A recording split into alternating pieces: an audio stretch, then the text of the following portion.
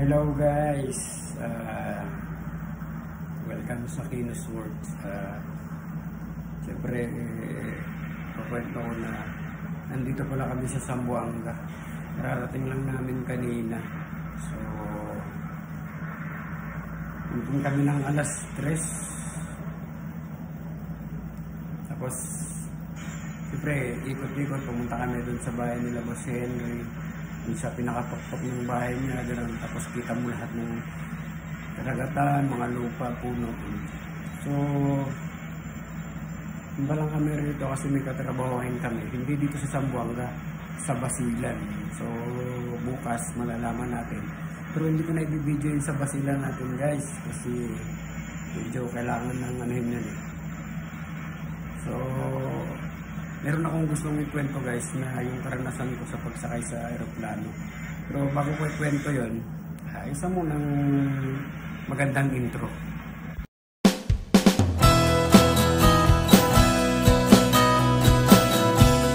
So bago ko pala umpisan guys, shoutout muna sa Winsel Suits. Nandito kami sa Winsel Suits, dito kami naka-check-in for 3 days. Dito kami binok ng boss namin pero yung trabaho namin sa Basilan, yung napakabait din talaga ng amo namin, kind and generous talaga ng amo namin. Kasi kung tutusin, pwede niya kaming iwanan doon sa Basilan para doon kami, para matapos namin yung trabaho, matutukan namin. Pero ayaw niya kasi gusto niya dito daw para makatulog kami ng maayos, tapos makapaligo na rin daw, sabi niya. So balik na tayo yung sa sinasabi mong kwento. So yun nga sinasabi ko daw, first time kong sasakay ng aeroplano. So hindi pala ganun talaga kadali yung sumakay doon. Talagang grabe. Yung pagsakay ko pa lang, parang yung sikmura ko parang aangat, parang yung pag-angat pa lang ng barko, parang sabi ko parang gusto ko nang bumaba, parang gano'n ng pakiramdam ko kanina. Tapos yung mukha ko parang nawala na ng dugo. Talagang siyempre meron akong fear of heights, kaya pakiramdam ko talaga delikado. Natatakot ako, grabe yung kaba ko kanina. Tapos yung boss namin, tinitignan lang din niya pala ako. Bali, nag-aalala din siya sa akin kung ano. Pero kung ginawa ko naman, nilabanan ko talaga. Ang ginawa ko, natulog na lang ako. So, ganun pala talaga yung ano. Totoo pala yung sinasabi nila na may fear of heights. Talagang grabe yung ano ko talaga rin sa aeroplano. So okay lang, at least naranasan kong sumakay. Next time siguro hindi ko lang alam. So okay din, at least yung isa sa fear ko ay na-testing ko kanina. So nung medyo tumagal na, nakaabot na kami ng 1 oras doon sa taas. Medyo smooth na siya, hindi na siya, wala nang turbulence. Kasi kanina may turbulence, kaya malikot yung barko, ay aeroplano. Galaw ng galaw, kaya talagang grabe yung ano ko. Buti hindi ako nasuka. So, nung mga launa na, okay na. Medyo nawala na. Nakakatingin na ako sa bintana, natitignan ko na. Kasi nung una, pag tumitingin ako sa bintana, nahihilo ako. Totoo pala yun. So okay na. Bukas naman pupunta kami ng Basilan. Basilan pala ay isang island. Akala ko sasakay lang kami ng service papunta doon. Hindi pa pala. Pag sumakay pala kami ng parang Roro, yung malaking bangka, 1.5 oras. Pero pag sinakyan daw namin yung speedboat, 20 minutes. Pares na naman. Sigurado baka masukan na talaga ako ng bukas. So, Yan lang natin bukas guys kung ano. Hindi lang ako kakain ng marami para hindi ako masuka. So, pahinga muna kami. Mag-iipon muna kami ng lakas para bukas. So, bukas na lang ulit guys.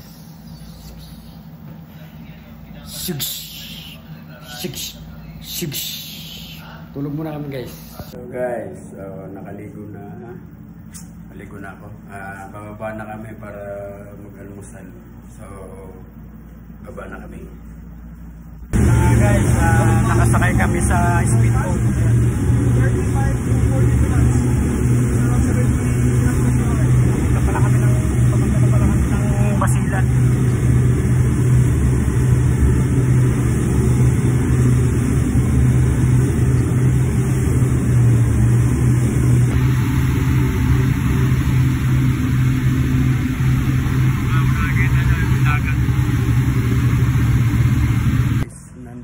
Sa Basilan.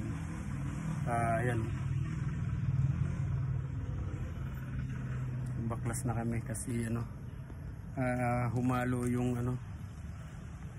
yung diesel sa langis. So nagbaklas kami ng injection pump, tapos bukas magbaklas din kami ng liner kasi parang sira din yung liner, tapos piston ring. Siyempre, papalitan na natin lahat. Pero dadali namin sa Maynila yung kukunin namin pyesa. Kasi wala raw dito, mahirap sa Maynila rin sila kumuha ng pyesa.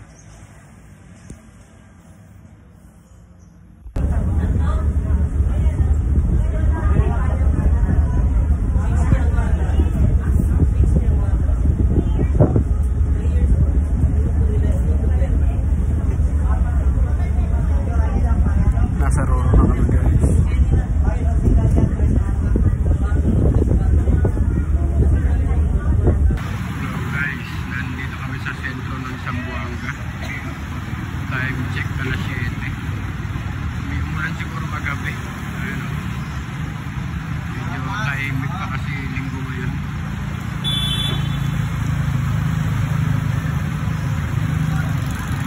Hindi busy yung street na to ngayon kasi linggo.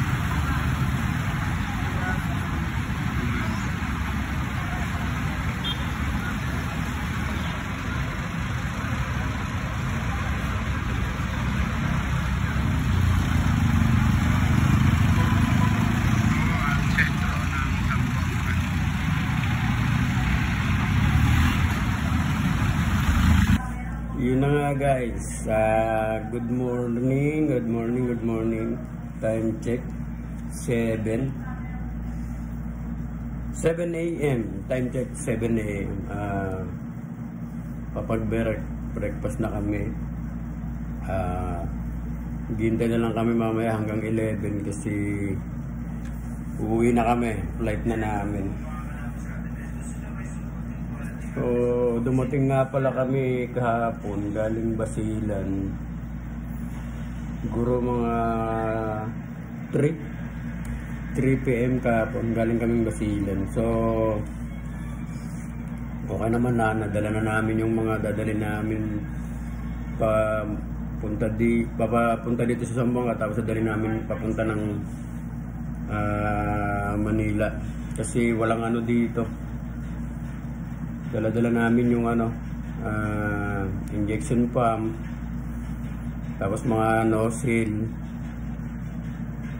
tapos nagdala na rin kami ng sample ng piston at saka liner kasi doon na rin namin kukunin yun sa Maynila, isa na lang.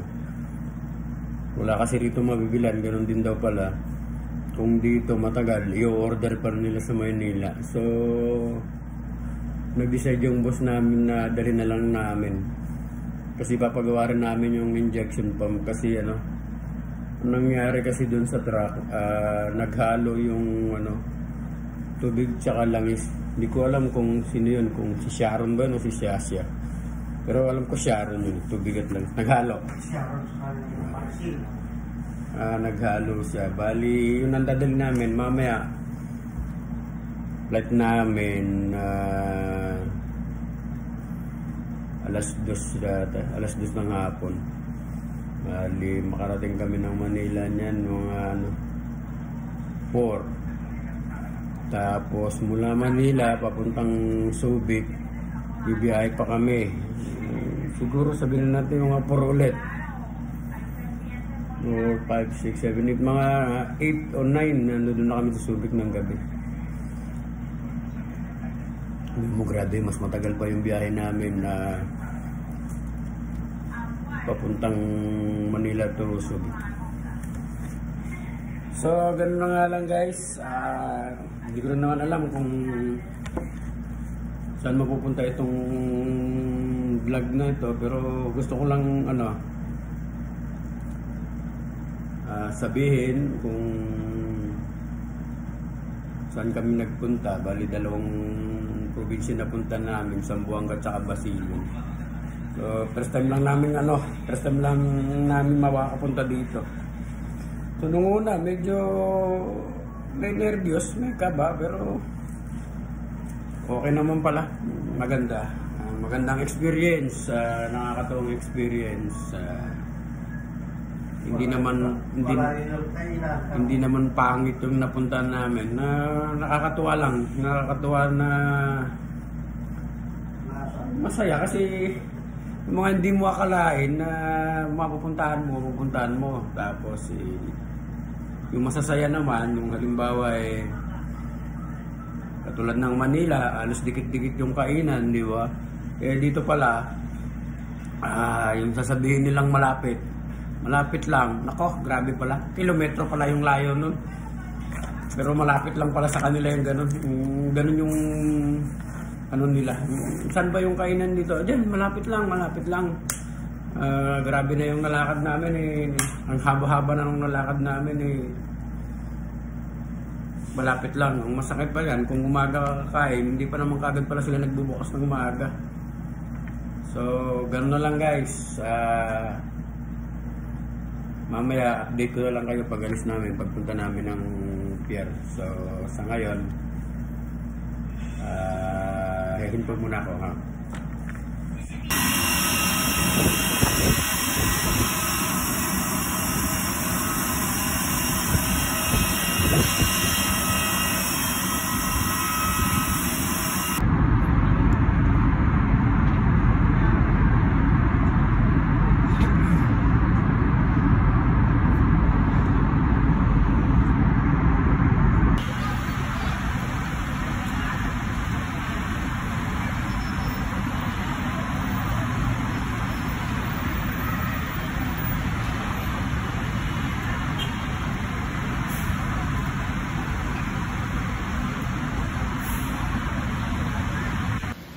Good morning guys. Nandito na kami sa Yarda. Nandito na kami sa Subic. Dumating kami kagabi dito mga 9. So nakatulog na rin maayos.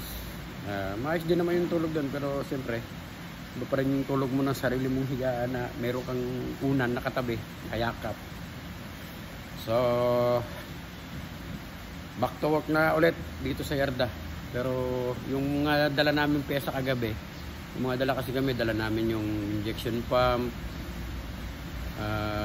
dala rin kami ng liner, saka piston, mga sample. Kasi babalik uli doon sa Basilan, dala-dala na yung injection pump na pina-calibrate. Tapos yung bagong liner, 6 na pirasong liner, 6 na pirasong piston, tapos piston ring. Lahat ng kakailanganin dadalhin na, order na dito para para pagdating doon salpak na lang ng salpak para mapaandar na ako. So hanggang dito na lang guys. Maraming salamat sa panonood at goodbye.